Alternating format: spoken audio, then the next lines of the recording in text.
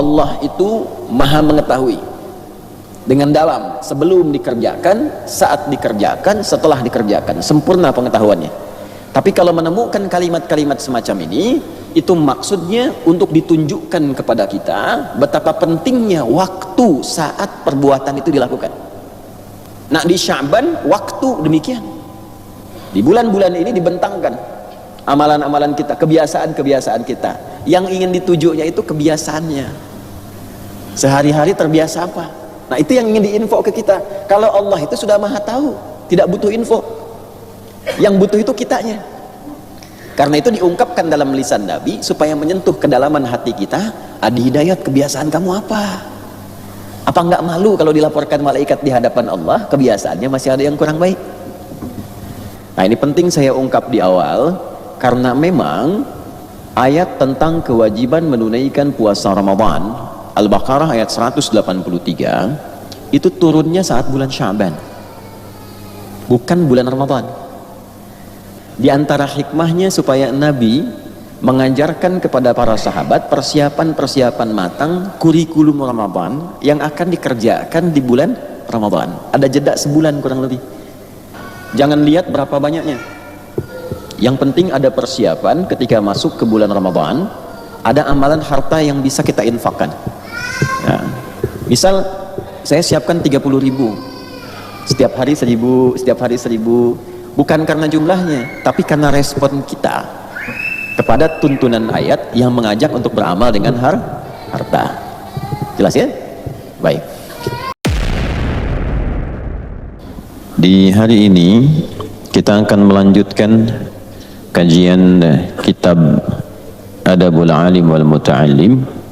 Namun sebelumnya saya ingin mengingatkan bahwa di bulan Sya'ban ini ada beberapa sunnah jalan-jalan kehidupan, pedoman-pedoman khusus yang dituntun oleh Nabi Sallallahu Alaihi Wasallam dalam rangka mempersiapkan Ramadan pada khususnya, pun menghidupkan bagian-bagian tertentu di bulan ini pada umumnya.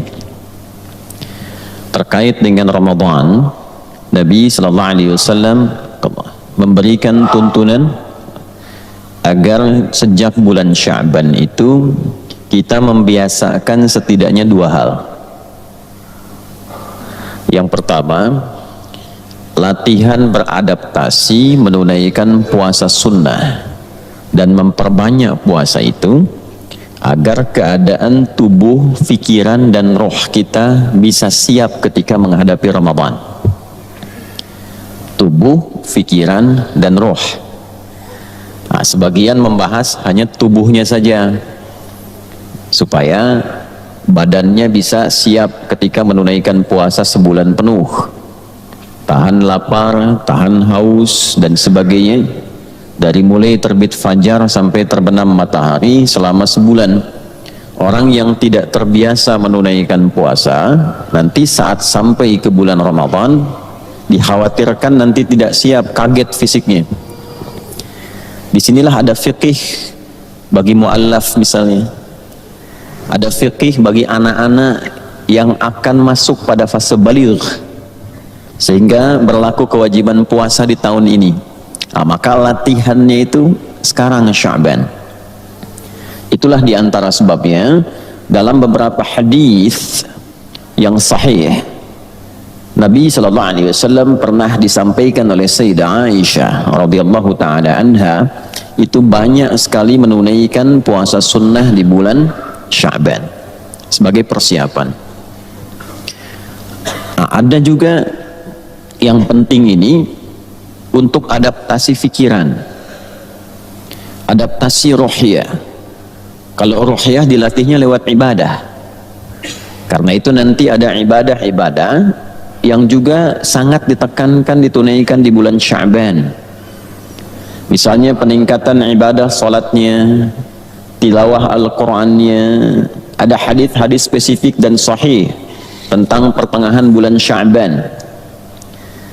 Sungguh Allah Subhanahu wa ta'ala menelisik sampai kedalaman hati setiap hamba di malam-malam pertengahan bulan Sya'ban itu. Maka orang-orang yang memohon ampunan kepada Allah berpeluang mendapat ampunan Allah Subhanahu wa taala. Kecuali orang-orang yang masih ada sifat iri hati dalam jiwanya, permusuhan pada hatinya, itu sulit berpotensi mendapatkan rahmat Allah Subhanahu wa taala. Maka meraih itu dengan meningkatkan ibadah, meningkatkan sholatnya, meningkatkan zikirnya. Silahkan dihidupkan dengan tahajud, dengan bacaan Al-Quran. Nah, itu latihan menghidupkan jiwa, sehingga nanti ketika masuk bulan Ramadan, itu kan sebulan penuh maghfirah siang malamnya, sebulan penuh rahmat siang malamnya. Kalau rohnya tidak siap, nanti saat masuk Ramadan tidak terbiasa. Waktunya sholat, tidak sholat ya tidak. Baru sahur sudah nanya kapan buka, kan? Akhirnya jadwal disusun bukanya itu ya, jadwal buka, jadwal sahur. Al-Azhar jam berapa, menunya apa gitu kan. Nah, itikaf di sini fasilitasnya apa gitu. Jadi yang dikejar itu bukan penguatan rohiyahnya, yang dicari fasilitasnya. Nah, ini nanti tipe yang kedua. Yang ketiga itu, ini penting juga menyiapkan kurikulum. Kurikulum apa yang mau disiapkan saat Ramadan tiba nanti, targetnya apa? Khatamnya nanti bukan sekedar berapa kali. Misal kita siapkan khatam ini 2 kali, 3 kali, misal saat yang bersamaan nanti ngajinya diperdalam. Tafsirnya mau surat apa yang sampai paham, hafalnya mau berapa juz selama Ramadan. Nah, penyiapannya sejak bulan Sya'ban. Nanti beberapa agenda itu kita siapkan. Misal agenda yang terkait dengan harta, disiapkan nabung untuk bulan Ramadan. Jangan lihat berapa banyaknya, yang penting ada persiapan ketika masuk ke bulan Ramadan. Ada amalan harta yang bisa kita infakkan ya. Misal saya siapkan 30.000, setiap hari 1.000, setiap hari 1.000, bukan karena jumlahnya, tapi karena respon kita kepada tuntunan ayat yang mengajak untuk beramal dengan harta. Jelas ya? Baik. Kemudian siapkan apa lagi? Ada lagi kurikulum-kurikulum terkait dengan kegiatan-kegiatan harian.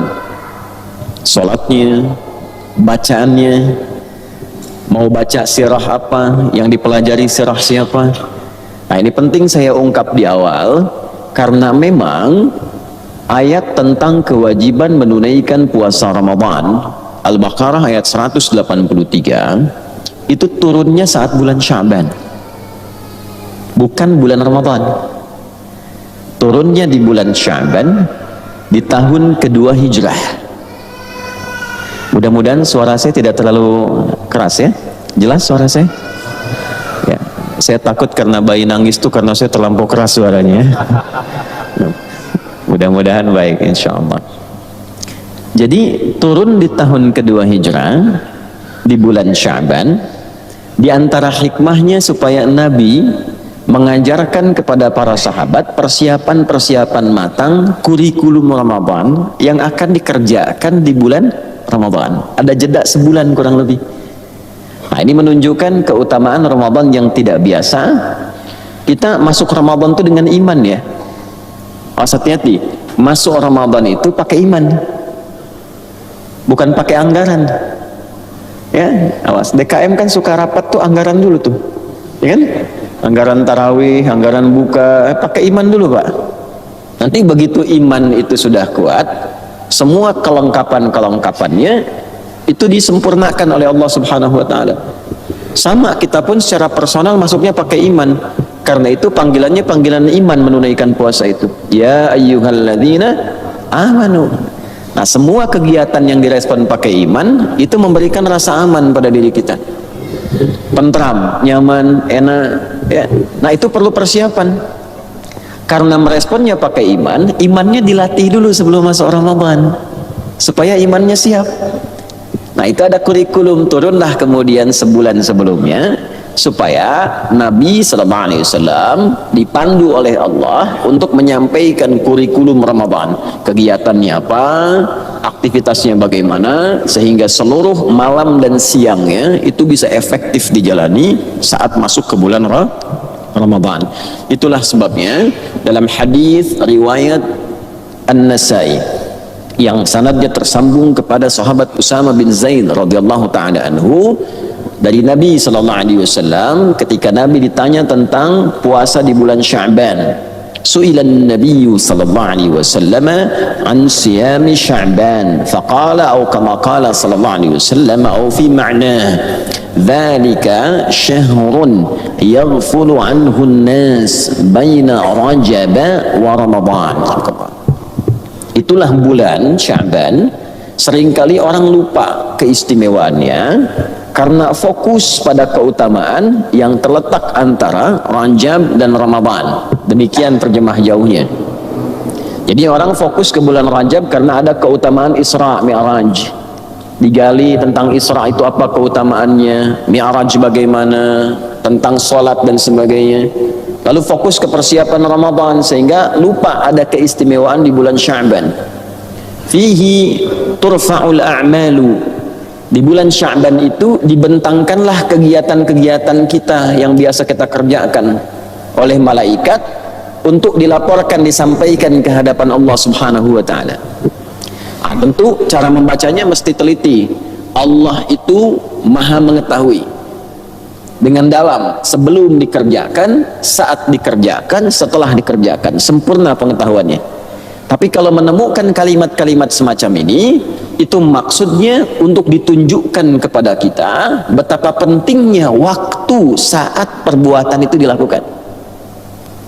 Jadi nanti di fikih Quran itu ada tempat, ada waktu, ada keadaan. Misal ketika disebutkan tempatnya Masjidil Haram, Masjidil Aqsa, subhanalladzi asra bi'abdihi laila minal Masjidil Haram ilal Masjidil Aqsa alladzi barakna haulahu. Apa tujuannya? Linuriyahu min ayatina innahu huwas sami'ul basir. Untuk menunjukkan keutamaan tempat. Di tempat itulah ada tanda-tanda kedekatan dengan Allah. Karena itu ketika Anda datang menunaikan umrah misalnya, baru ke Masjidil Haram, hati sudah bergetar kan? Merasa lebih dekat dengan Allah. Ke Masjid Nabawi juga begitu. Ke Masjidil Aqsa belum datang sudah pengen kan? Nah, itu yang membedakan itu seperti itu. Ada suasana tempat, bukan ingin menunjukkan kultus tempatnya, bukan.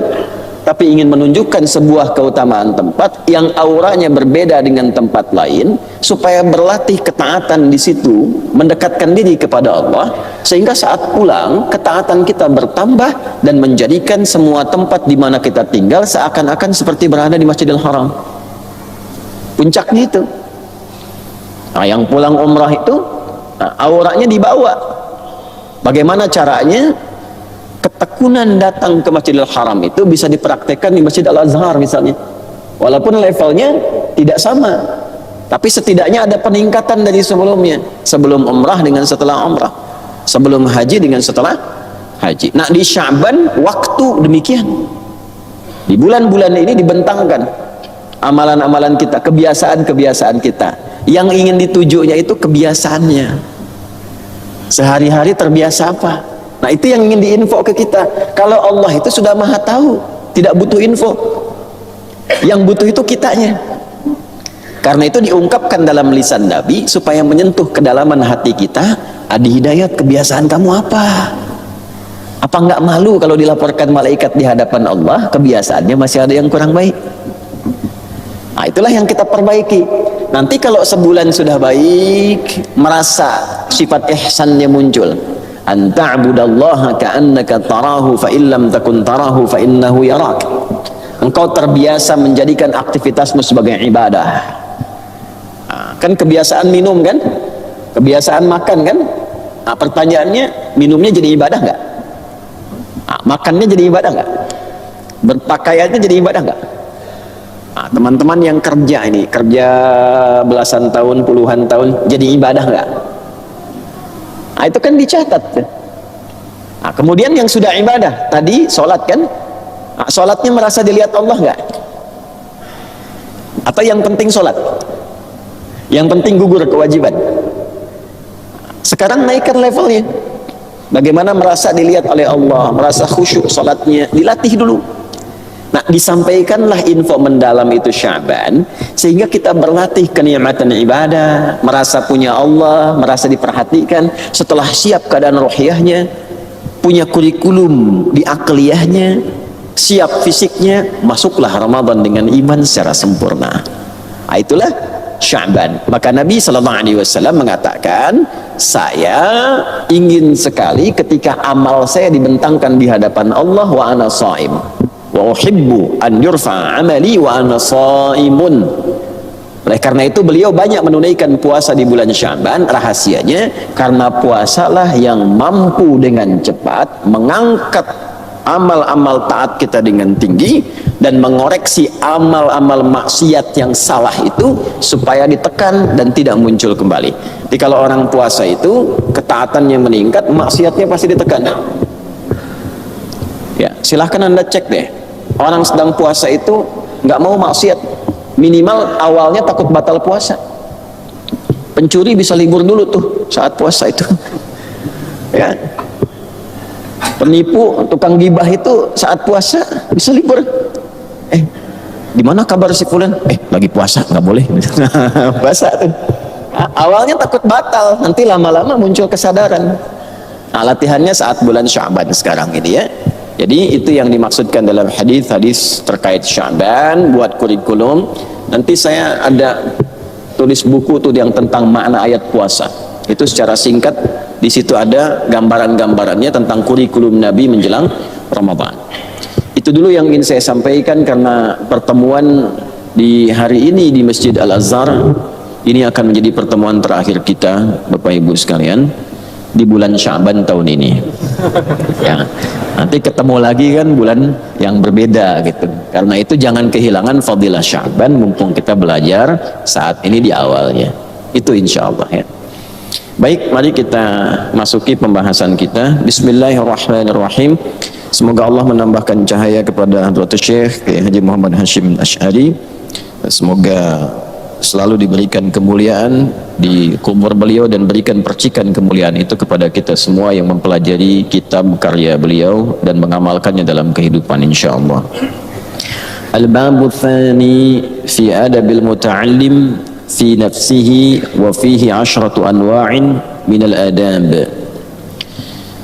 Topik yang kedua terkait dengan rangkaian adab seorang penuntut ilmu yang dikhususkan pada dirinya, dan terdapat 12 rangkaian adab. Jadi seorang penuntut ilmu, seperti bulan lalu kami pernah sampaikan, jika ilmunya ingin dipermudah oleh Allah untuk sampai kepada jiwanya, ke kolbunya, saya ingin tegaskan lagi ya, hakikat ilmu yang sempurna itu sampainya ke sini, ke kolbu. Karena itu dulu para ulama kalau ditanya sudah hafal belum, hafal Quran kah, hafal hadis kah, hafal matan tertentu kah, mereka akan menjawab begini, hafiztu ala dhahri qalbi, bukan akli. Saya telah hafal, hafalan itu sudah sampai ke jiwa saya. Sehingga kalau sudah sampai ke kolbu, masuk ke jiwa takwa, ke nafas, dalam nafas itu ada takwa namanya. Quran surah ke-92 Asy-Syams ayat 7 sampai 10 itu. Wa nafsi wa ma sawwaha fa'alhamaha fujuraha wa taqwaha. Nah, di sini ada jiwa takwa. Jiwa takwa itu kumpulan semua sifat-sifat baik, namanya takwa. Ya, kenapa kita berlatih ibadah? Supaya jiwa takwanya hidup. Karena itu kita sholat itu untuk menghidupkan jiwa takwa. Dzalikal kitabu la raiba fi hudal lil muttaqin. Siapa muttaqin itu? Ayat 3-nya, alladzina yu'minuna bil ghaibi wa yuqimunas shalah. Jadi kita sholat itu supaya jiwa takwanya hidup. Nah, kalau sudah hidup, sifat-sifat baiknya keluar. Nanti yang buruk ditekan. Baik yang sifatnya fahsya, keburukan dari syahwat, yang jorok, yang kotor, pornografi, porno aksi, LGBT, macam-macam, itu ditekan oleh jiwa takwa. Yang muncul yang baiknya. Atau perbuatan yang diingkari hati, mungkar. Sumbernya dari nafsu perut dan pikiran, akal. menipu, merampok, maaf ya, membunuh dan seterusnya, bikin hoax, berselisih yang tidak tepat dan seterusnya, itu mungkar, ditekan. Itulah sebabnya kalau sholatnya bagus, perbuatan fahsya dan mungkar itu bisa dihindari. Itu yang dimaksud di Quran surah 29 Al-Ankabut ayat 45.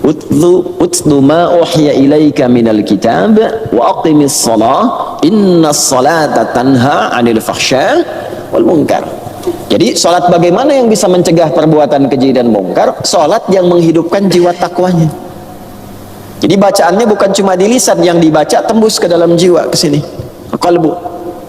Makanya disebut khusyuk. Ya, khusyuk. Hafidhu 'ala shalawati was salatil wusta wa qumu lillahil qanitin. Qanitin itu orang khusyuk. Ya, qad aflahal mu'minun alladzina hum fi salatihim khashi'un. Itu. Puasa juga melatih supaya takwanya muncul, jiwa kebaikannya muncul.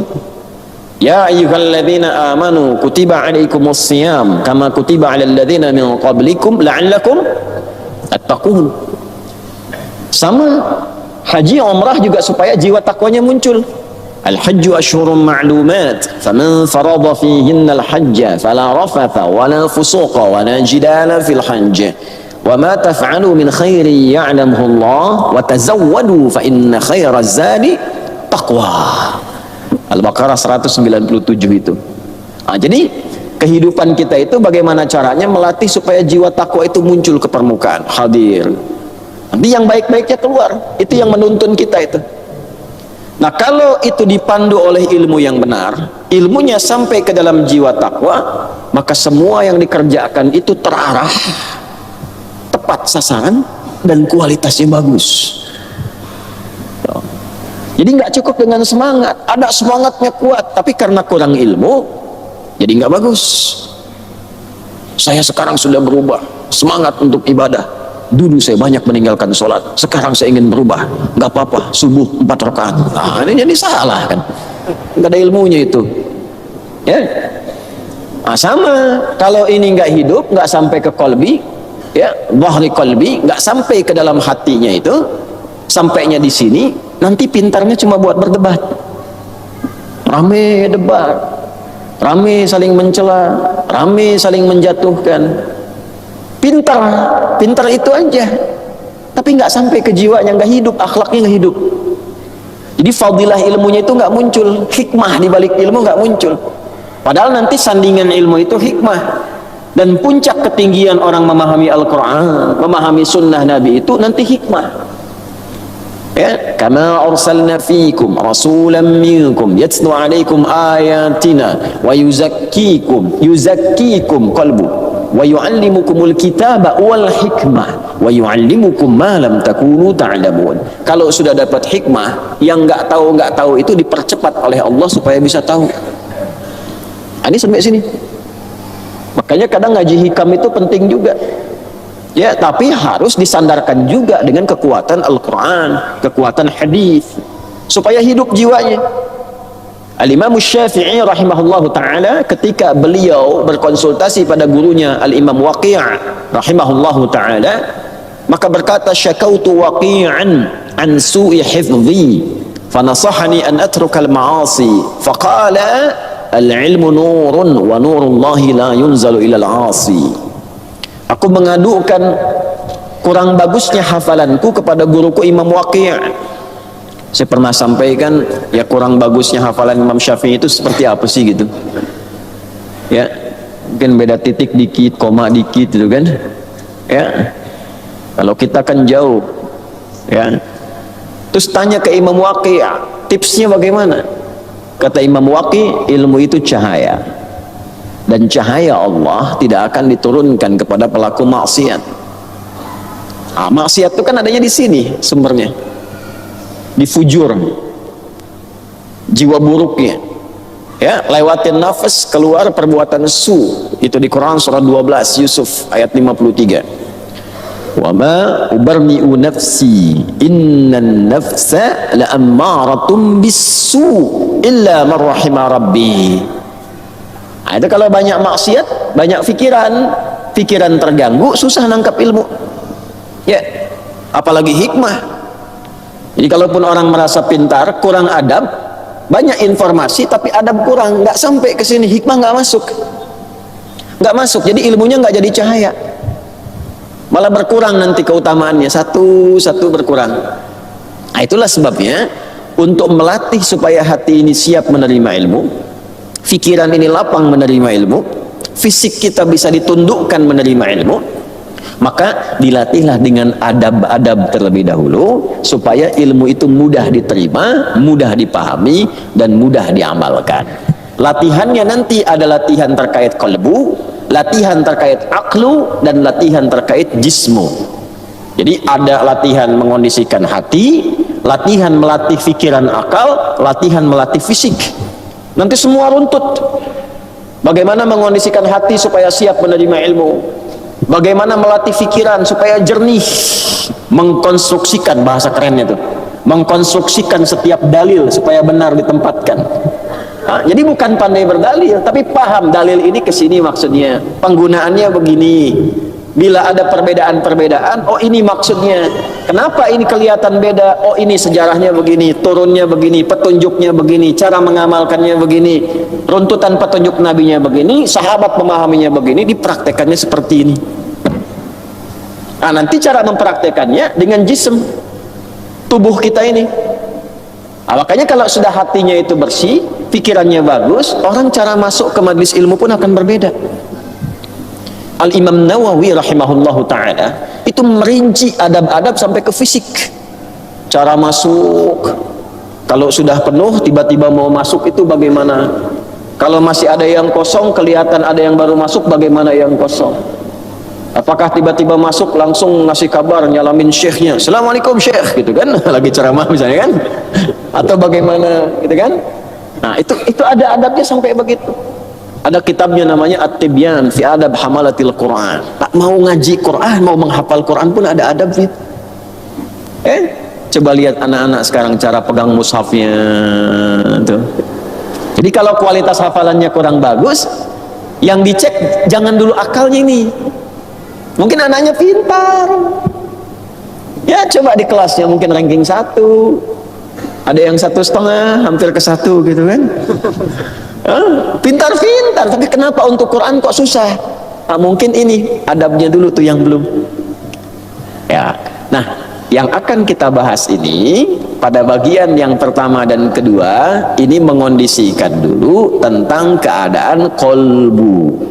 Jadi 12 tahapan mengondisikan diri kita dikumpulkan oleh Hadratus Syekh Kiai Haji Muhammad Hashim bin Asy'ari. 12 tahapan yang disaring dari hadis-hadis Nabi, keterangan para ulama, mengondisikan jiwa kita, pikiran kita, dan tubuh kita supaya siap menerima ilmu.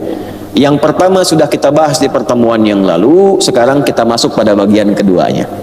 Nah, ini maksudnya saya beri pengantar dulu supaya paham, ngajinya maksudnya ke situ nanti tuh. Ya, jadi kalau sudah paham pengantar seperti ini, ada kesiapan diri kita untuk mengkaji. Kalau kita langsung nanti sulbul maudhu' kepada inti bahasan, nah, biasanya lompat nanti itu, pak, tidak ada pengantar kesiapan dulu. Nah, mari kita bacakan ya. At-tsani, adapun bagian yang kedua terkait dengan penyiapan hati. Setelah disampaikan bagian pertama untuk menyucikan jiwa dari penyakit-penyakit yang merusak ilmu, sudah disampaikan di pertemuan pertama itu ya. Ya, kalau kita sempat ingatkan lagi teman-teman sekalian, itu nanti ada penyakit iri, kan? Kemudian juga kotoran-kotoran yang melekat pada jiwa dan seterusnya dibersihkan dulu. Setelah bersih, tahapan keduanya baru ini. Nah, jadi jangan sampai ada masuk ke majelis ilmu dengan perasaan yang masih rusak hatinya. Ya. Al-awwal an yutahhira qalbahu min kulli ghasyin wa danasin wa ghillin wa hasadin wa su'i aqidatin wa su'i khuluqin. Ada perasaan mau masuk ngaji, sudah punya perasaan kurang bagus tentang ustadznya, kiainya. Saya dengar tuh kiai itu ustadz bid'ah tuh, saya pengen tahu lah gimana isinya. Itu belum masuk sudah buruk hati. gak akan dapat ilmunya. Ya, saya juga penasaran, katanya pinter, segimana sih pinternya? Nah, udah gak bagus itu, ya. Atau hal-hal yang merusak kepada jiwa. Sedang marah, tenangkan dulu di luar, jangan masuk ke majlis dalam keadaan marah, perhambat nanti cahaya ilmunya. Istighfar dulu, tenang dulu, begitu masuk nyaman baru, ya. Atau suhu khuluq, ya. Mau masuk pengen sap pertama, orang pinggir-pinggir, saya tuh biasa depan tuh, bisa lah gitu ya. Pelan, itu keberkahannya berkurang nanti. Bersihkan dulu keadaannya, hati bersih. Setelah bersih, baru masuk bagian kedua. Saya percepat ini, mohon maaf, karena ada beberapa wajah yang mungkin baru bergabung. Nanti dilihat yang pertemuan sebelumnya, supaya lebih detail. Tadi saya simpulkan sedikit untuk mengantarkan pada bagian kedua.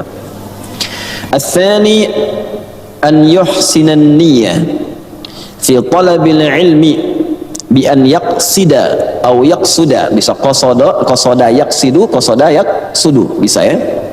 Bi an yaqsida wajhallahi azza wa jalla wal amala bihi wa ihya asy-syari'ati wa tanwira qalbihi wa tahliyata batinihi wa taqarrub minallahi ta'ala. Ats-tsani, yang kedua, an yuhsinan niyyah fi talabil ilmi.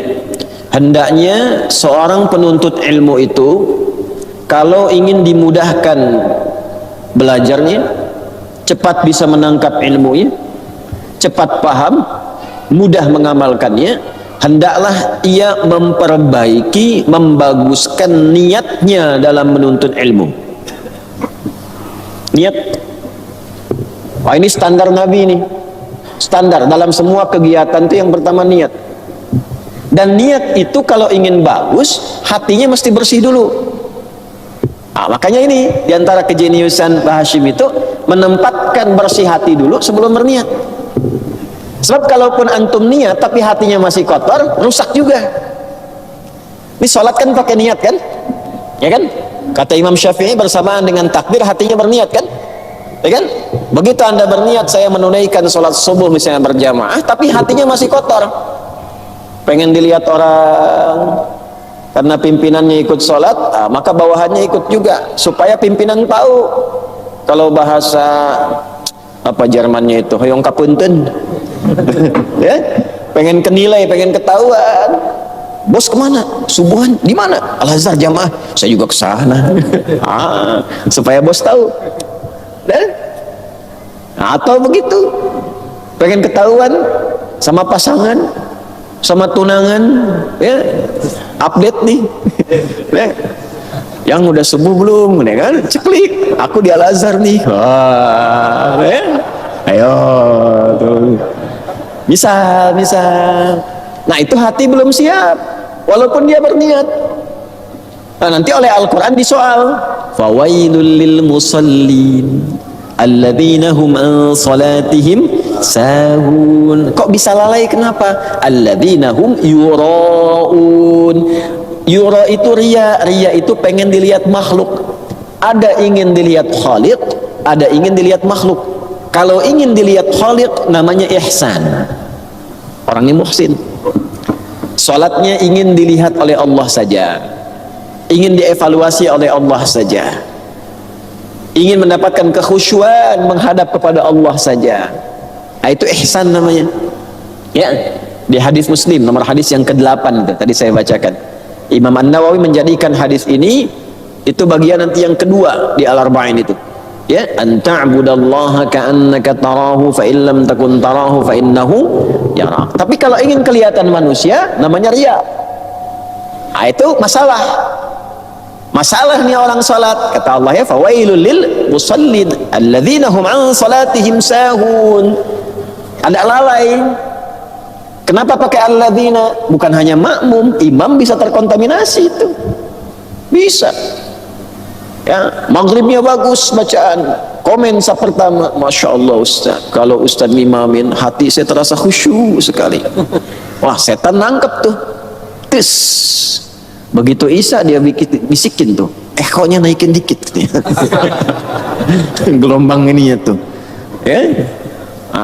Naik tuh. Jadi walaupun berniat tapi hatinya masih kurang bersih, kurang bagus, nanti niatnya tidak akan sempurna, nggak 100%. Mungkin 100 agak susah. Minimal di atas 50. Supaya frekuensi khusyuknya itu lebih tinggi daripada abainya. Oleh karena itu, niat ini menjadi bagian pertama yang ditempatkan dalam beramal setelah bersih dulu keadaannya. An yutahhira qalbahu, setelah bersih, suci, kemudian berniat. Di niat inilah ditentukan orientasi amal.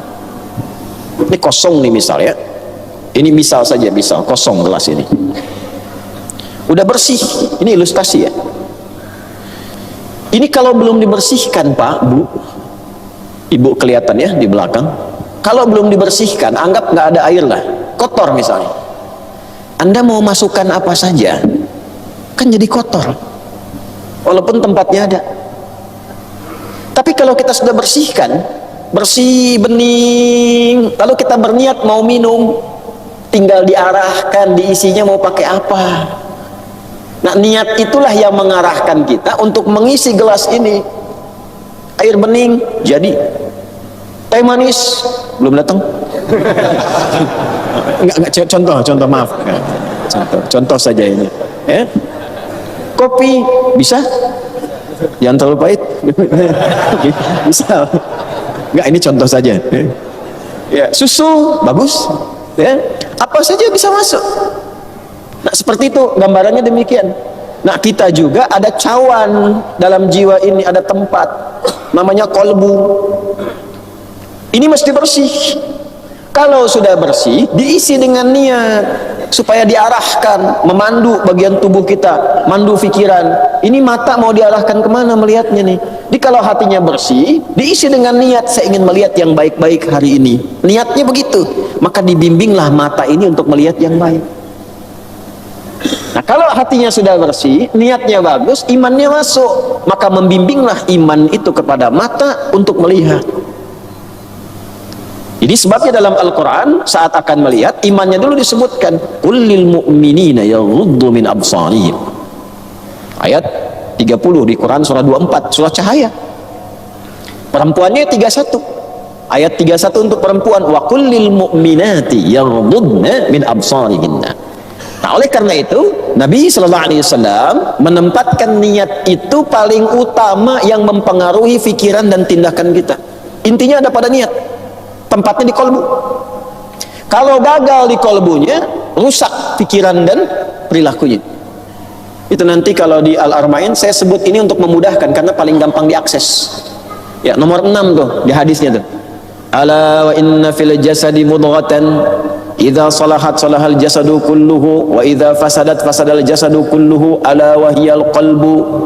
Ala harful ikhbari wat taukidi, huruf yang menunjukkan penyampaian informasi dengan nada yang menguatkan hukumnya. Ala, ketahuilah oleh kalian dan kuatkanlah pengetahuan ini pada jiwa kalian yang paling dalam. Wa inna fil jasadi mudghatan, di dalam tubuh kita itu ada satu bagian, idza salahat salahal jasadu kulluhu, yang sangat menentukan perilaku bagian tubuh kita. Kalau itu baik akan mengalir kebaikan pada seluruh tubuh kita. Wa idza fasadat, dan apabila itu buruk, rusak, tidak bagus, sakit, fasada sairu jasadi, akan rusak semua bagian tubuhnya. Ala, ketahuilah, yakinkan pada dirimu, itulah kolbu. Nah, bagaimana merawat kolbu ini? Husnun niyah, dengan niat. Maka diajarkan oleh Nabi Sallallahu Alaihi Wasallam, dikutip ajaran ini oleh para ulama, dan para ulama hadis biasanya menempatkan hadis ini di urutan pertama dari semua rangkaian kitab-kitab hadis. Biasanya dibuka dengan bab ini dan disebutnya sepertiga ilmu. Sepertiganya ada di kalbu, sepertiganya ada di akal, sepertiganya ada di amal. Jadi kalau kita benar pada bagian yang ini, sudah dapat sepertiga keutamaan. Dapat sepertiganya. Ya, Al-Imam Al-Bukhari menyusun kitab sahihnya itu dengan 97 tema, ribuan hadis. Tema pertamanya kitab Bad'il Wahyi, awal mula turunnya wahyu untuk menunjukkan legalitas kenabian. Maksudnya apa? Supaya kalau sudah mengerti tentang legalitas kenabian, maka kita tidak ragu lagi pada topik-topik berikutnya. Karena tahu yang menyampaikan Nabi. Bukan ustadz, bukan kiai, tapi Nabi. Dari mana taunya itu Nabi? Mesti ada standar. Maka dibukalah topik pertama tentang standar kenabian. Supaya ada keyakinan kalau menyampaikan bab iman, ini dari Nabi loh. Gini gambarannya. Anda punya ustadz rujukan, ya? Biasanya kan kalau jadi rujukan, kalau didengar langsung ikut kan? Oh, saya tunggu ustadz fulan dulu, fatwanya apa? Saya ikut ustadz fulan aja, gitu kan? Karena percaya, yakin kan? Terdapat perbedaan pendapat tentang awal Ramadan. Ah, saya mah tunggu ustadz fulan aja. Kapan ustadz fulan itu saya ikut, gitu kan? Sekarang dibalik, Nabi yang menyampaikan. Oh. Coba yang sering mengatakan saya ikut Nabi, benar gak? Ya kan? Nabi yang menyampaikan ini. Dilihat sanadnya, dari mana tahu Nabi menyampaikan itu? Ada legalitas. Ini yang disebut Nabi ini begini, cirinya begini, memahamkannya begini, jalurnya begini. Ulama membuat sanad supaya paham konstruksi pemikirannya bagaimana, kaidahnya bagaimana, dapatnya bagaimana. Nah, sebelum sampai ke topik-topik materi, disebutkan dulu nih sifat-sifat kenabian, wahyu begini, gambarannya begini. Pertama supaya kita paham kalau yang begini dari Nabi. Setelah itu yakini, kerjakan, sami'na wa ata'na. Yang kedua, kalau ada yang ngaku-ngaku Nabi, tinggal kita tepis karena standar ini nggak ada. Makanya Nabi mengatakan, la nabiyya ba'di, nggak akan ada nabi setelah saya. Kalimat di sini sekaligus menunjukkan pesan bahwa akan ada yang ngaku-ngaku nabi sepeninggal saya. Standarnya ini nih, nggak akan ada yang bisa seperti ini. Singkatnya apa? Kalau iman kalian bagus, lah nggak usah ikutin. Tapi kalau masih rapuh, kadang terganggu pikirannya, belum sampai ke jiwa, nih pelajari standar ini supaya kalian paham. Yang nabi itu begini, kalau tidak memenuhi ini bukan nabi dia. Kalau iman sudah kuat, ya sudah, gak ada nabi setelah Nabi Muhammad tuh. Bercandanya jangan berlebihan lah, gitu kan. Gitu ya. Cuma kan begitu, kalau ada yang ngaku gak usah kaget, artinya benar kata Nabi. Ini kalau ada yang ngaku-ngaku Nabi, jangan kaget, benar kata Nabi. Yang kaget itu setiap ada yang ngaku ada pengikutnya, itu masalahnya. Itu aja. Itu artinya apa? Ngajinya kurang. Ini makanya Ustadz jangan bahas yang tinggi-tinggi dulu, yang standar-standar, supaya berislamnya benar dulu. Dimulai dari apa? Husnul niat. Nah, maka dari itu kita bacakan dulu hadis tentang niat ini. Di sini tidak disampaikan karena ini hadis umum. Tapi saya penting bacakan supaya meluruskan niat lagi. Ya, sekaligus kita ijazahkan juga supaya tersambung dengan sanad sampai kemudian dengan matannya sekaligus. قال الإمام البخاري والحافظ رحمه الله تعالى حدثنا الحميدي عبد الله بن زبير قال حدثنا سفيان قال حدثنا يحيى بن سعد الأنصاري قال حدثنا محمد بن إبراهيم التيمي قال سمعت القامة الليثي قال سمعت عمر بن الخطاب يخطب على المنبر فقال قال رسول الله صلى الله عليه وسلم إنما الأعمال بالنيات وإنما لكل امرئ ما نوى فمن كانت هجرته إلى الدنيا يصيبها أو امرأة ينكحها فهجرته إلى ما هاجر إليه رواه البخاري. Ini yang di Al-Bukhari. Yang di hadis Muslim, innamal a'malu binniyat wa innama likulli imri'in ma nawa faman kanat hijratuhu ila Allah wa rasulih fahijratuhu ila Allah wa rasulih wa man kanat hijratuhu ila dunya yusibuha aw imra'atin yatazawwajuha fahijratuhu ila ma hajara ilaihi. Itu dua rangkaian hadis yang saling melengkapi, sanadnya sudah tadi saya sampaikan. Baik ya? Hadis riwayat Imam Al-Bukhari. Imam Al-Bukhari nggak pernah ketemu Nabi SAW. Lahirnya 196 Hijriah, wafatnya 256. 256, nggak pernah ketemu Nabi. Nah, tapi dalam Islam itu detil. Kok gimana nggak ketemu Nabi tapi tahu hadis Nabi? Nah, ini cuma dalam Islam bisa kita temukan begini untuk menunjukkan kebenaran agama dan dilacak itu. Oh, Imam Al-Bukhari menemukan jalur hadis ini lewat orang yang hidup sezaman dengan beliau, namanya gelarnya Al-Humaidi. Nama aslinya Abdullah bin Zubair. Bukan yang sahabat, ada nama Abdullah bin Zubair, gelarnya Al-Humaidi, hidup sezaman dengan Al-Bukhari. Beliau menerima dari siapa? Menerima dari orang bernama Sufyan. Ada orangnya, ada, dilacak ketemu, biografinya ada. Sufyan menerima dari siapa? Yahya bin Sa'ad, ya, Al-Ansari. Yahya menerima dari siapa? Dari Muhammad bin Ibrahim At-Taimi. Muhammad bin Ibrahim menerima dari siapa? Dari Alqamah Al-Laythi. Alqamah Al-Laythi inilah yang menerima dari sahabat Nabi, melihat hidup sezaman dengan sahabat Nabi, yaitu Sayyidina Umar bin Khattab radhiyallahu taala anhu, saat naik ke atas mimbar menyampaikan kalimat Nabi sallallahu alaihi wasallam. Jadi nyambung sampai ke Umar. Kalau dilacak orangnya ada semua. Nah, runtutan orang-orang inilah yang disebut dengan sanad. Jadi ilmu ini dijaga dengan sanad. Makanya di pembuka hadis Muslim, kalau antum ngaji syarah Imam Nawawi itu ada 9 jilid tuh. Ya, kalau dibuka jilid pertama itu pembukaan mukadimahnya langsung dari Ibnu Sirin disampaikan, ya, babul isnadi minad din. Maka berkata kemudian, perhatikan kalimatnya, al isnadu minad dini laulal isnadu laqala man syaa ma syaa. Isnad itu, sanad itu bagian penting dari agama. Kalau nggak ada sanad, nanti setiap orang bisa kreatif komentar semaunya. Nah, inilah yang menjaga agama itu. Kalau nggak ada sanad, semua orang bisa variasi. Nanti versi Quran bisa banyak itu.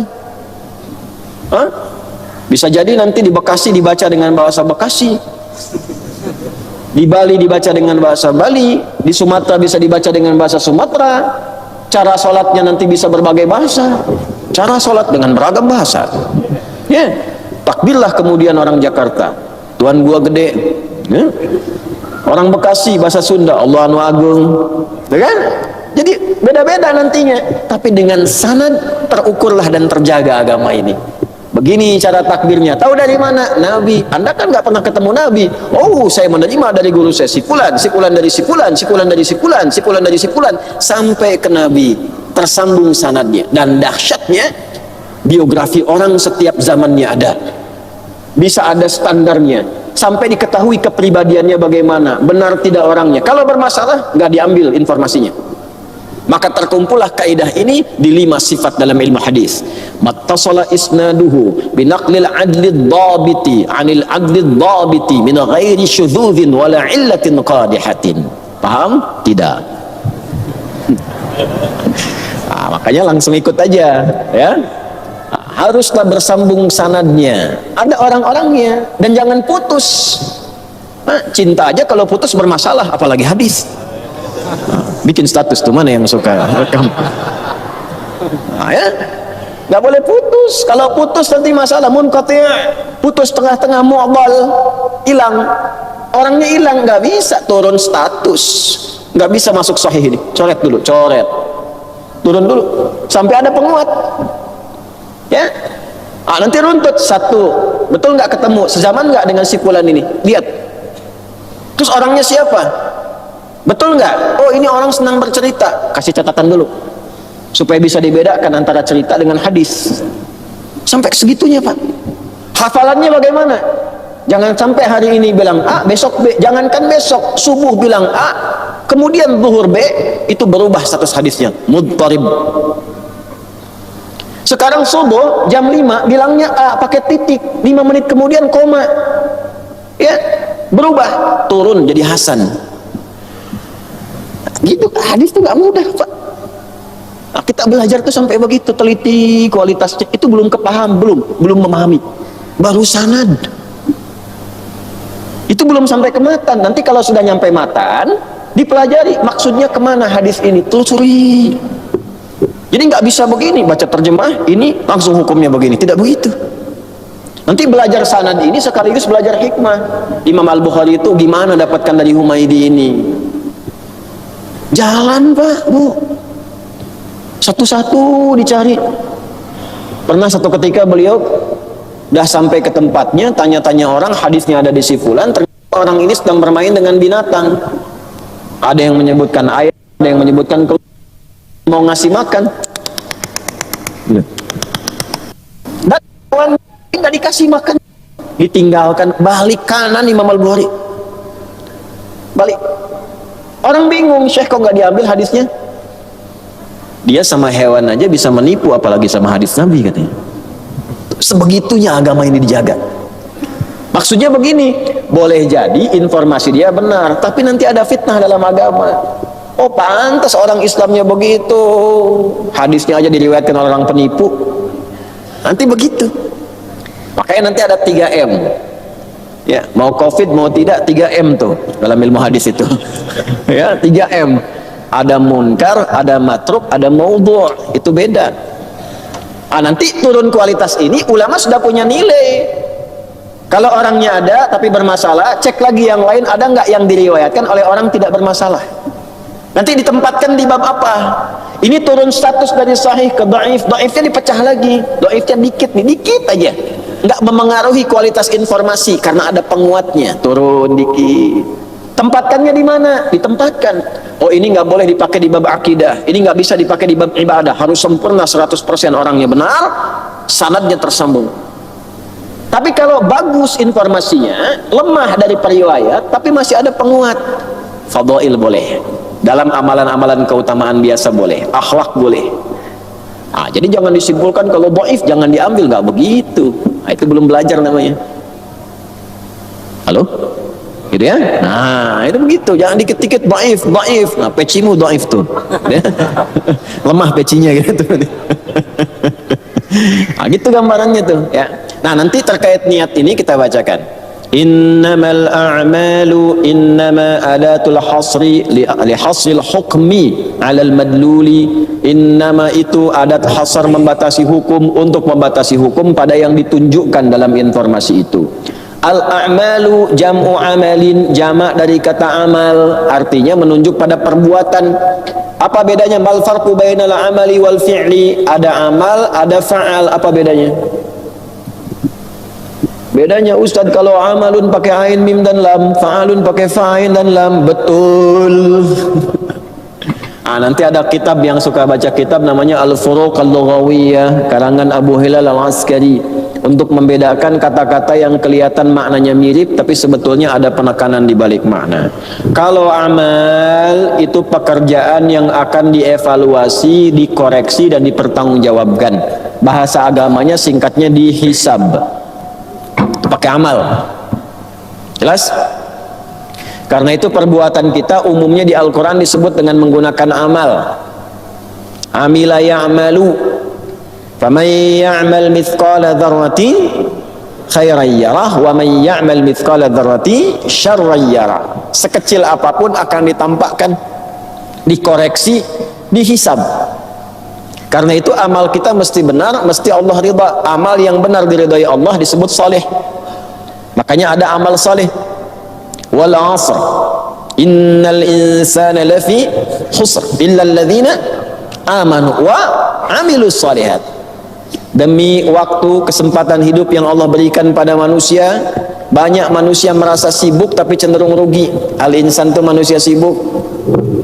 Banyak manusia merasa sibuk tapi cenderung rugi karena tak mampu memanfaatkan waktu. Illal ladzina amanu, kecuali orang beriman. Orang beriman itu bukan dilarang sibuk, silahkan sibuk, tapi kesibukannya berkualitas. Oh, beriman tidak? Beriman. Kalau beriman, buktikan imanmu. Bagaimana membuktikan iman itu? Dengan kualitas amal. Di orang beriman tuh amalnya berkualitas. Illal ladzina amanu wa amilus sholihat. Kalau memang benar beriman, amalnya pasti soleh.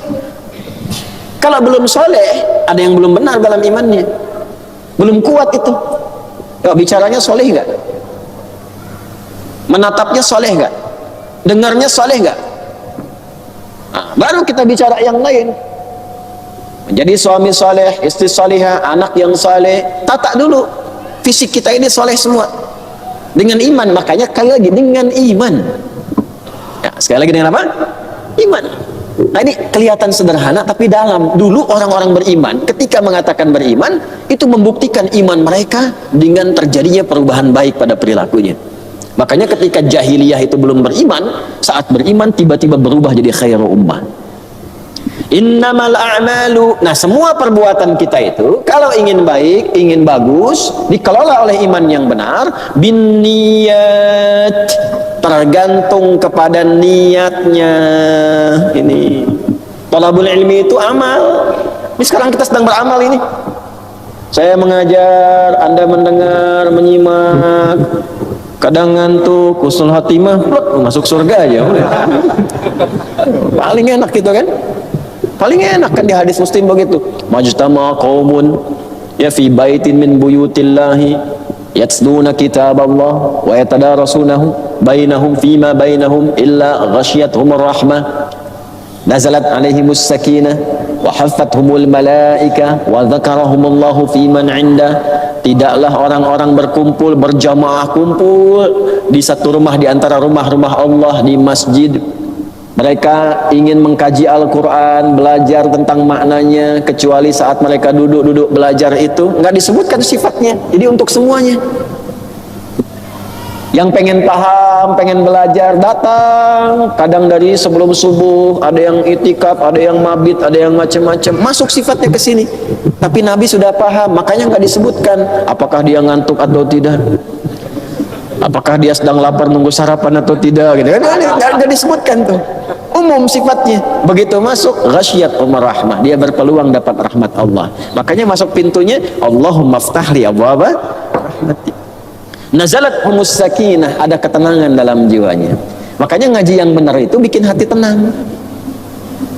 Tapi tenang dengan cara yang benar ya. Jangan abis ngaji, saat ngaji tenang, abis ngaji mencela. Nah itu ada yang salah di hatinya, kalbunya rusak.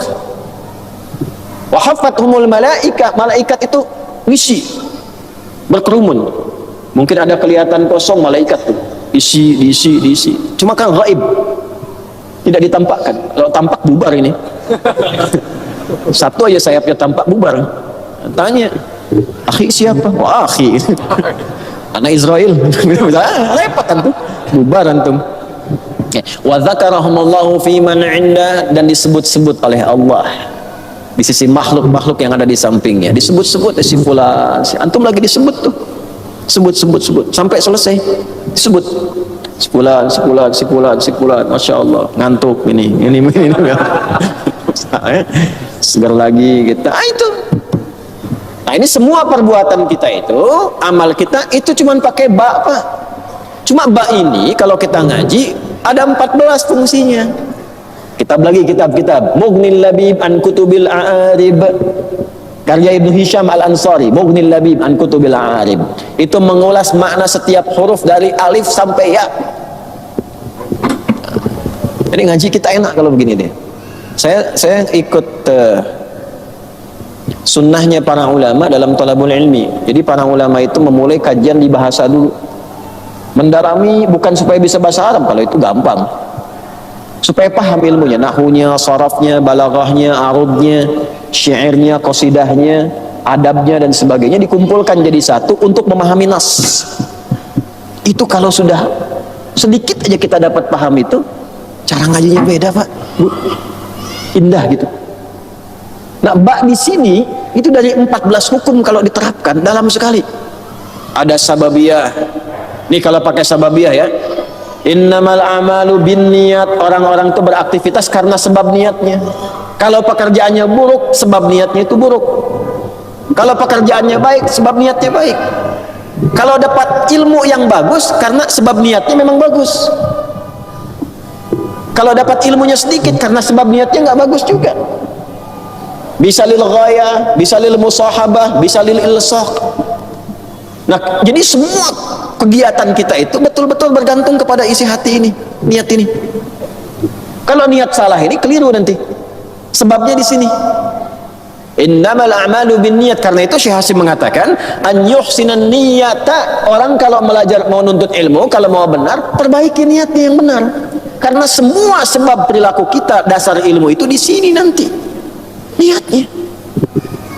Ini kalau habis belajar pada bertengkar, ini salah, ini niatnya salah. Kan kalau benar itu outputnya cuma dua. Nah, tolong dicek ini ya, belajar itu kalau benar hasilnya cuma dua. Yang pokok. Nanti di surat Al-Mujadalah ayat 11 itu. Yarfa'illahu alladhina amanu minkum walladhina utul ilma darajat. Dua, satu imannya menguat. Kalau imannya menguat, amal solehnya tambah. Jadi antum kalau ngajinya benar, imannya makin kuat, amal solehnya meningkat. Makin senang sholat, makin senang belajar agama, makin cinta Rasulullah, makin banyak sholawat. Ya, itu naik imannya. Yang kedua, ilmunya bertambah. Jadi cahaya ke akal, ilmu nambah. Kalau ilmu nambah, hikmah turun. Kalau hikmah turun, kebijakan keluar. Hikmah itu dipakai dalam dakwah, dalam diskusi, dalam menemani kehidupan berkeluarga. Kalau pakai hikmah, mau'izah hasanah itu gampang. Kalau jidal pasti ahsan. Itu yang dimaksud Quran surah An-Nahl surat 16 ayat 125. Ud'u ila sabili rabbika bil hikmah wal mau'izatil hasanah wajadilhum billati hiya ahsan. Ilmu nambah. Kayak tadi kan, Ustaz Zaki ngimamin subuh nggak pakai kunut, santai aja kita. Allah sami'allahu liman hamidah rabbana walakal hamd, turun. Ustaz Amir pakai kunut, Allahumma hdina fiman hadait, santai juga kita, amin. Wa afina fiman afait, amin. Wa tawallana fiman tawallait, amin. Amin. Kenapa? Karena ilmunya dapat dan dibimbing oleh hati yang bijak. Belajar, oh ini kalau pakai kunut dalilnya ini, jalurnya ke sini, kejadiannya begini, turun kemudian ayat begini. Ali Imran 128 itu turun mengajarkan doa-doa baik. Nabi mentalakikan doa kepada Al-Hasan, kepada Ibnu Umar, diajarkan doa Allahumma hdini fiman hadait wa afini fiman afait. Dipakai dalam kesempatan subuh, riwayat berbeda-beda. Ada yang mengatakan konsisten terus sampai meninggal Ibnu Umar itu dipakai itu. Ada yang mengatakan Nabi terus juga membaca doa itu. Tapi Nabi sholat di kesempatan yang lain dengan sahabat-sahabat awal tidak baca kunut itu. Beliau langsung kemudian i'tidal. Makanya Abu Bakar komen, saya sholat di belakang Nabi. Ada yang sholat temannya di belakang Umar, di belakang Uthman, di belakang Ali. Nabi nggak kunut. Dibacanya nanti disimpulkan, oh ketika ada kejadian beliau kunut disebut nazilah. Ulama ada kesimpulan. Kata Al-Imam Abu Hanifah, kalau saya nggak kunut, saya mengambil riwayat yang pertama saja. Kemudian kata Imam Malik, muridnya Imam Asy-Syafi'i, kalau kami kunut, ya, karena kalau Nabi ngajarkan itu pasti di dalamnya juga ada keutamaan. Ketika diajarkan tidak dilarang, artinya bisa dipraktekkan. Maka caranya dua. Imam Malik memilih riwayat pertama, kunutnya silent, tidak jahar, dan dilakukan sebelum rukuk di rakaat yang kedua. Lam yalid wa lam yulad wa lam yakul lahu kufuwan ahad. Rakaat kedua subuh sebelum turun, Allahumma hdini fiman hadait wa afini fiman afait, dan seterusnya. Tapi tidak jahar. Nah, ini riwayat Maliki. Makanya kalau Anda ke Libya, ke Tunisia, ya, kemudian nyebrang ke Italia dan sebagainya, mazhabnya Maliki. Maliki itu Imam Malik itu imamnya Madinah, Darul Hijrah, tinggal di Madinah, tumbuh di Madinah, besar di Madinah, jadi mufti di Madinah, imamnya orang Madinah, Darul Hijrah sampai meninggal. Imam Malik. Nah, muridnya Imam Syafi'i mengambil riwayat kedua supaya dipopulerkan. Selain riwayat pertama ada riwayat kedua, kunutnya jahar. Ba'da apa? Ba'da ruku'. Kemudian i'tidal, setelah i'tidal di rakaat kedua bacakan itu yang jahar dipimpin imam. Allahumma hdina fiman hadait wa afina fiman afait, tawallana fiman tawallait, dan seterusnya. Imam Ahmad, muridnya Imam Syafi'i, melihat, oh ini yang silent sudah sir, yang jahar sudah, yang belum populer apa? Nazilah. Belum populer nih, ya kan? Oh, saya tidak pilih yang subuh, saya ingin pilih yang ada kalau ada kejadian besar, butuh doa mendalam di situ, kunut, bisa subuh, bisa maghrib, bisa isya, dan seterusnya. Jadi semua itu imam-imam memperkenalkan ini supaya tahu riwayat. Kita milih lewat jalur tuh dari situ.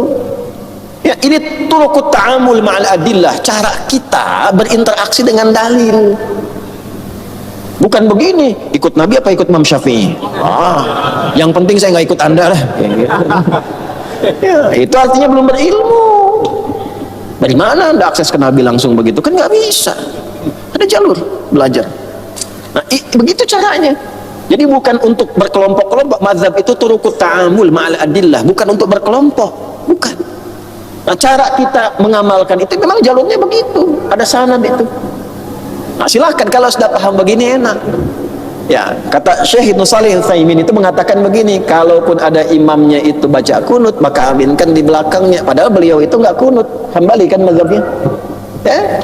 Tapi kalau imamnya pun nggak kunut, ya nggak perlu sujud sahwi antum. Ya, ikuti aja sudah. Allahu Akbar, Allahu Akbar. Kalau imamnya pas kunut, nah jangan berlebihan. Muhammadina fi man nadait bid'ah. Nah, itu salah, nggak boleh.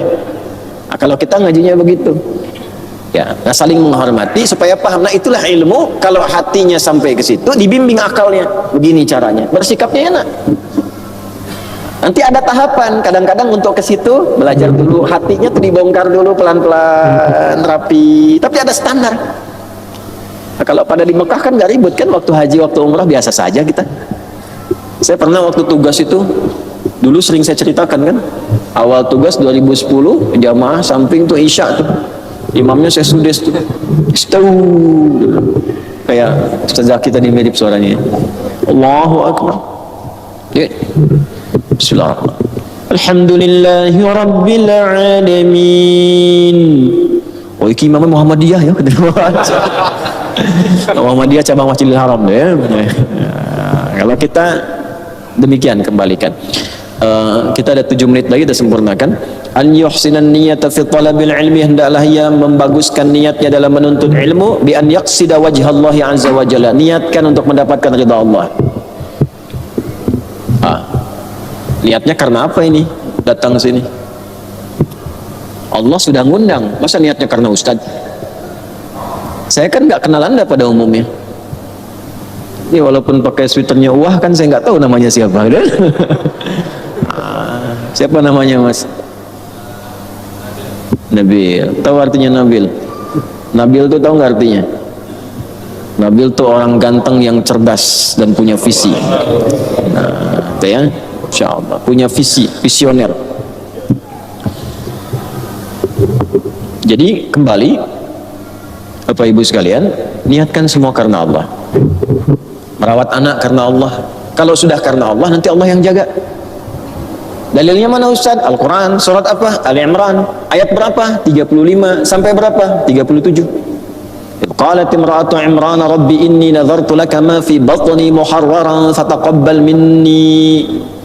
Ketika istrinya Imran mulai meniatkan anaknya yang sedang ia kandung sejak dalam kandungan, ya Allah, aku niatkan anakku yang dikandung ini supaya jadi hamba yang taat kepadamu.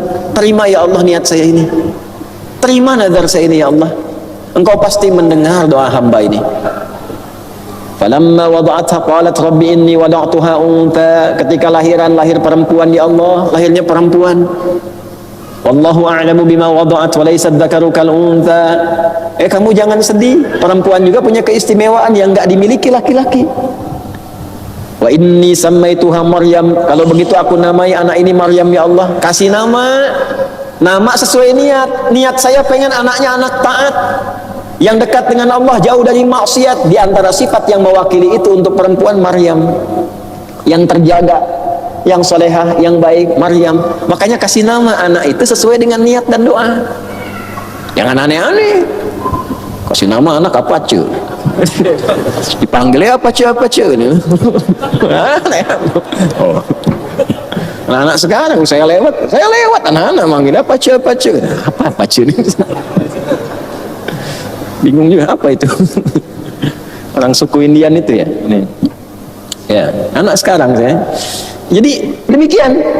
Wa inni sammaituha Maryam wa inni u'idzuha bika wa dzurriyyataha minasyaitonir rajim. Setelah itu berdoa minta perlindungan pada Allah, jaga anaknya, jangan kena pengaruh setan. Kenali pengaruh apa saja setan pada anak-anak kecil, pelajari fikih anak. Pelajari sahabat yang anak-anak siapa. Kan sahabat itu lengkap. Ada anak-anak, ada remaja, ada pemuda, ada orang dewasa. Dari laki-laki dan perempuan. Itu sirahnya keluarin. Sirah itu bukan cerita. Sirah itu jejak hidup yang diikutin. Itu. Pengen pintar seperti Ibnu Abbas, pelajarin dari kecil gimana anak itu dididik. Diarahkan, sejak didoakan doanya apa. Kalau benar itu disiapkan dari awal, maka ayat 37-nya berfungsi. Fataqabbalaha rabbuha biqabulin hasanin wa ambataha nabatan hasana. Maka diterimalah ikhtiar orang tua itu oleh Allah. Ketika diterima, Allah lah yang merawat pertumbuhan anak itu, diperhatikan anak itu, bahkan rizkinya pun disiapkan oleh Allah. Orang tuanya nggak susah. Ibu kan tahu anak titipan Allah. Kenapa tidak ibu ajarkan dan tidak rawat sesuai kehendak Allah? Kalau sesuai kehendak yang menitipkan, langsung memberikan semua kemudahan. Jadi orang tua nggak capek rawat. Kullama dakhala 'alaiha Zakaria al-mihrab wa kaffalaha Zakaria, tetap dirawat. Ya. Fataqabbalaha rabbuha biqabulin hasanin wa ambataha nabatan hasana. Wa kaffalaha Zakaria, tetap dirawat, tetap ada guru. Bu, Pak, sedang tumbuh, titipkan, cari sekolah yang baik. Siapa Zakaria itu? Orang cerdas, orang pintar yang soleh. Cari sekolah yang sekolahnya guru-gurunya bukan cuma pintar tapi soleh. Ayo sekolah-sekolah Islam nih, sekolah-sekolah Islam nih, cek gurunya bersih nggak hatinya. Nanti kalau hatinya nggak bersih, anak-anaknya pasti rusak juga. Sekolah Islam tapi nggak kenal Islam. Bersih dulu hatinya, gurunya bersih. Apa niatnya tuh? Orang tua menyekolahkan anak ke sekolah Islam untuk mencari ridha Allah, gurunya mencari amplop. Nggak nyambung. Nanti kalau sudah begitu, orang tuanya pun ikut-ikutan. Masa kurikulum sekolah yang ngatur orang tua? Kegiatannya mesti begini, study tournya mesti ke sini, ininya mesti begini. Begitu berangkat jilbabnya pada dibuka. Gimana? Kan nggak didekatkan sama Allah. Jadi kalau lahir kemudian alumni-alumninya kurang dekat sama Allah, padahal sekolahnya Islam, nah itu dihisab juga nanti tuh. Nah, dikoreksi lagi. Dekatkan, cari guru yang pintar, cerdas, tapi soleh juga. Jadi dia mendidik pikiran dan mendidik hati. Jadi murabbiyah, pendidik, bukan cuma pengajar. Kullama dakhala 'alaiha Zakaria al-mihrab wajada 'indaha rizqa. Setiap masuk ke situ, Maryam sudah ada kebutuhannya. Zakarianya nggak capek, bapak ibunya nggak capek, anaknya dapat terus. Qala ya Maryam anna laki hadza. Dites guru kepada murid, Maryam dari mana semua ini? Karena benar ngajarnya, benar caranya, benar fasilitasnya, benar pula jawabannya. Qalat huwa min indillah. Paman, ini semua Allah yang kasih. Innallaha yarzuqu man yasha'u bighairi hisab. Allah kalau sudah pengen pasti ngasih rezeki tanpa batasan. Gurunya mengajar karena Allah, tempatnya didekatkan dengan Allah, maka lahirlah murid yang dekat dengan Allah. Nggak capek, Pak. Nggak, saya berani bicara ini karena saya betul-betul mencintai Quran, meyakini Quran, membangun sekolah itu karena dasar kecintaan pada Quran. Itu pesantren, Pak. Kita dari awal beli tanah apa semua tuh, semua kita jadikan milik Allah, wakafkan, dari tempatnya, tanahnya, bangunannya, fasilitasnya, semuanya. Nggak mikir, Pak.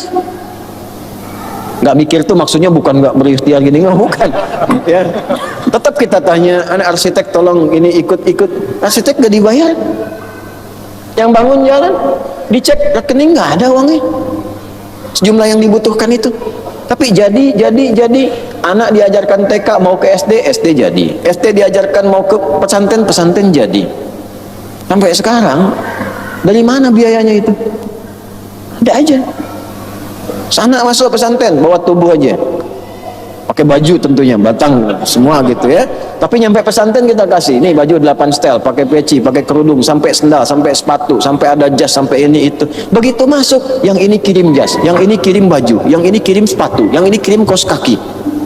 Datang semua tanpa saya minta. Datang. Itu kalau kita sudah tautkan kita punya Allah, itu mudah itu.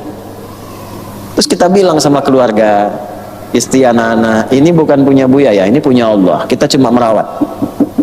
Kalau meninggal tidak di sini, beli tanah sedikit, jangan di tanah wakaf. Situ, nanti di situ dikuburkan. Ini wakaf milik Allah harus bagus, bangun yang bagus. Masa punya manusia bagus, punya Allah jelek? Nah, makanya bikin pesantrennya bagusin yang masuk nggak boleh bayar, masuk belajar. Tapi khusus untuk ulama. Jadi ulama standarnya begini, syaratnya begini, silahkan. Syarat itu syarat kolbi, syarat akli, syarat jasad. hatinya mesti bersih, sehingga bagus dulu semua. Jalan Pak, nggak boleh ada yang rebutan. Jangan sampai nanti ustadznya, syekhnya meninggal, kiainya meninggal, anak keturunan rebutan, ini rebutan, nggak boleh. Bukan pohon pinang tuh, pesantren tuh. Ya, kasih tahu dari awal. Ya, kendaraan ini wakaf, ini alat-alat wakaf, ini wakaf. Kantor ini kami wakaf Pak, tercatat Pak, tercatat kantor kami kiai ini wakaf semua dengan isi-isi yang ada di dalamnya tuh, kursi ini apa, ini kitab-kitab yang baju saya baca itu ya, baju mungkin masih saya pakai, selebihnya nanti selesai simpan, terawat Pak. Maksud saya cerita bukan ingin menunjuk ini itu, tidak, ini kalau kita amalkan jadi, dan kitanya tertata, nggak berlebihan, nggak ketakutan Pak ya. Misal ada orang ngambil kamera, milik Allah Pak ya, bilangin aja dulu sekali, ini bukan punya saya, ini wakaf loh, tanggung jawab ya. Oh iya, silakan aja, tanggung jawab loh. Jadi nggak susah. Tidur di mana aja, di karpet tidur. Saya semalam tidur di karpet juga. Malam pindah, kadang ada tamu datang injak itu di tempat dia injak, saya tidur di situ tuh. Habis ini nggak datang lagi itu. Nah ini ya. Jadi niatkan semua karena Allah. Saya baca cepat ya. Wala amala, dan supaya bisa mengamalkan, ini mohon izin tambahan sedikit 2-3 menit, dan bisa mengamalkan wa ihya syariati, dan untuk menghidupkan syariat. Jadi nuntut ilmu itu supaya bisa mengamalkan juga, jangan pandai-pandai nangkap informasi ngamalkan nggak bisa ya. Dan menghidupkan syariat, jadi kalau Anda belajar tentang kejujuran dipraktekkan. Orang tanya, Bapak kok kinerjanya jujur sekali? Islam mengajarkan saya begitu, hidup syariatnya. Jadi orang kenal Islam. Nabi yang ngajarkan saya begini, orang kenal Nabi. Belajar fikih tentang bertetangga, ibu masak dibagi sama tetangga karena ada hadis Nabi. Begitu tetangga memuji, ibu makanannya enak, ibu baik sekali. Bukan, Nabi Muhammad mengajarkan saya begini. Kenal Nabi. Nah itu namanya ihya syariah, menghidupkan syariat. Bu makanannya enak banget, ya memang sih saya kan biasa memang begitu masak dari kecil. Itu ihya nafsi, itu menghidupkan diri, kepedean gitu ya. Begitu nggak enak kan jadi memang itu di luar standar. Ini ihya syariah. Cara kita tuh ihya syariah, kita hamba, kita kan cuma hamba, bukan penguasa. Kita ini sedang menghamba. Hamba itu gimana tuannya? Gimana tuannya? Makanya kalau ada baik, alhamdulillah, kembalikan pada Tuhan kita. Kembalikan, alhamdulillah, ini semua punya Allah. Pak mobilnya bagus banget nih, gini-gini. Alhamdulillah, punya Allah Pak, cuma titipan aja. Oh kalau gitu boleh saya pakai dong? Nggak, tidak begitu juga Pak. Jangan sampai semua harta Tuhan enak pakai. Enggak juga, Tuhannya ngatur. Saya titipkan sama si Fulan, bukan sama Anda. Ada fikihnya, ada begini, ada begitu. Nah gitu caranya. Nah, kalau begitu enak Pak. Nah inilah belajarnya begitu. Kalau dipraktekkan enak nih, kitabnya enak. Ilmunya baik, ketemu orang senyum, duduk enak, keluar dipraktekkan, bisa ngamalin, niatkan karena Allah, Masya Allah. Wa tanwira qalbihi, untuk menerangi hati. Hatinya nggak gelap. Kalau hati terang tuh enak, jadi cahaya. Keluarnya cahaya, keluar ke wajah senyum. Ya, ngelihat orang itu baik-baiknya. Saya tuh diajarin sama guru-guru, lihat setiap orang itu dengan potensi solehnya. Sepanjang orang itu hidup, punya latar belakang seburuk apapun, dia masih punya hak menjadi orang soleh. Sebelum nyawanya sampai ke kerongkongan, masih punya hak. Dan hak itu kewajiban kita membantu dia supaya mendapatkan itu sampai titik akhirnya. Makanya Nabi Musa kan dituntun Allah untuk memenuhi haknya Firaun. Firaunnya aja nggak pengen. Sampai terakhir kan, sampai mau tenggelam, haknya masih dipenuhin tuh. Cuman karena nggak pengen ya begitu. Kita jangan ikutan. Ya. Nah jadi kalau lihat orang itu selalu ada kesempatan, selalu baik. Tapi terapkan hukum fikihnya juga dengan sifat yang baik. Jangan semua baik, hatinya bersih, tapi pikirannya juga kurang cerdas. Masuk bis, ada orang ngintip-ngintip dompet ibu-ibu, sudah tangannya begini. Yang berpikir baik aja, tidak. Itu copet namanya. Itu copet. Gitu. Cara mendidiknya dengan cara berbeda. Ada fikihnya, nanti ngaji lagi. Ya. Pulang keluar motor hilang, berpikir baik aja, enggak, lapor, cari dulu gitu. Ada fikihnya. Cuma setelah itu dipakai sifat-sifat kebaikannya ya. Terakhir wa tahliyat batinihi wa taqarruba minallahi taala. Kemudian menghiasi batinnya dan bertakarub supaya lebih dekat dengan Allah. Demikianlah kita belajar tujuan akhirnya supaya terus mendekat kepada Allah. Kan nanti pulangnya kepada Allah. Inna lillahi wa inna ilaihi. Mau pulang tapi nggak dekat sama Allah, gimana? Hah? Antum mau kunjungi teman tuh, tapi nggak dekat sama teman, kan nggak enak datang. Hah? Mau kunjungan ke orang yang nggak dikenal, kan nggak mungkin ketok pintu. Apalagi ngunjungi orang yang sedang ada masalah misalnya, berat itu. Nah sekarang mau pulang kepada Allah, punya masalah sama Allah, gimana pulangnya? Nah, makanya tujuan kita belajar ibadah itu taqarrub, membangun kedekatan supaya saat pulang jadi lebih dekat. Karena itu ketika pulang merasa dekat, dapat kasih sayang Allah. Orang yang dapat kasih sayang disebut almarhum namanya. Makanya ketika ke alam kubur yang paling didambakan tuh almarhumnya gelarnya. Profesor hilang, dokter hilang, orang kaya sejagat hilang, Crazy Rich hilang, semua hilang. Pengen almarhum semua. Meninggal almarhum, tapi hubungan jelek dengan Allah. Gak pernah sholat, gak pernah ngaji, kadang menentang Allah. Tiba-tiba di makamnya tulisannya almarhum. Almarhum. Itu gak malu tuh. Akhirnya alam juga kan berontak, tiba-tiba bleng gitu kan, tiba-tiba keluar api, tiba-tiba macam-macam. Jadi sinetron. Nah aja tuh ya. Gitu ya kurang lebih ya.